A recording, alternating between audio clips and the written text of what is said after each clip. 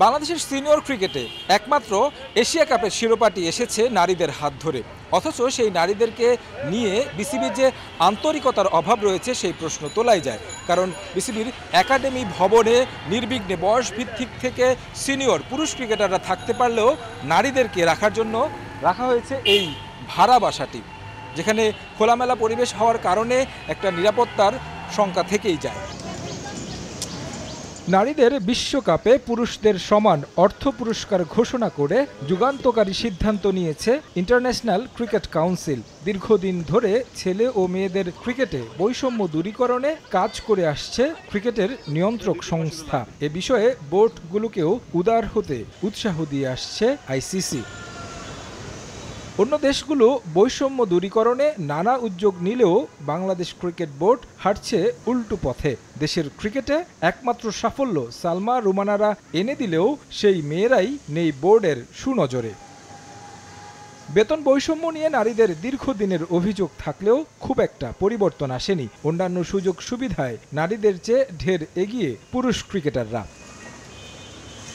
2006 সালে নির্মিত বিসিবির এই একাডেমিতে আছে 19টি কক্ষ, যেখানে বয়স ভিত্তিক থেকে শুরু করে সিনিয়র ক্রিকেটাররা নিয়মিত থাকছেন। আছে খাবারের ব্যবস্থাও, নিরাপত্তায় সার্বক্ষণিক আছেন নিরাপত্তারক্ষী। নারী ক্রিকেটাররা এখানেও বৈষম্যের শিকার। মিরপুর শেরেবাংলা স্টেডিয়াম থেকে কিছুটা দূরে একটি ভাড়া বাসায় থাকেন জ্যোতি রোমানারা। পুরুষ ক্রিকেটারদের নিরাপত্তা নিশ্চিত করলেও নারীদের নিয়ে উদাসীন বিসিবি। ক্রিকেট বোর্ডের বিভিন্ন গেইটে নিরাপত্তারক্ষী থাকলেও নারীদের নিরাপত্তা দেওয়ার কেউ যেন নেই। নারী ক্রিকেটাররা সদিচ্ছা থাকলে হোম অফ ক্রিকেটেই নিরাপদে থাকার ব্যবস্থা করা যেত নারীদের জন্য।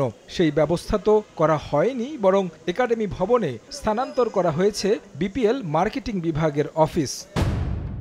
অথচ ক্রিকেট বোর্ডে পরিচালকের দায়িত্ব নিয়ে এসেছেন নাজমুল আবেদিন ফাহিম। একটা সময় এই কোচ দায়িত্বে ছিলেন নারী উইঙ্গের। তার অধীনেই মেয়েরা জিতেছিল এশিয়া কাপ। পরিবর্তনের আশ্বাসে বোর্ডের দায়িত্বে বসা ফারুক আহমেদ ও নাজমুল আবেদিন ফাহিমরা এ বিষয়ে কি সিদ্ধান্ত নেন সেটাই এখন দেখার বিষয়। আইসিসি যেখানে নারী এবং পুরুষদের মাঝে বৈষম্য দূর করতে বিশ্বকাপে সমান প্রাইজ মানির ঘোষণা দিয়েছে, সেখানে বিসিবি আছে সেই পুরনো পথে।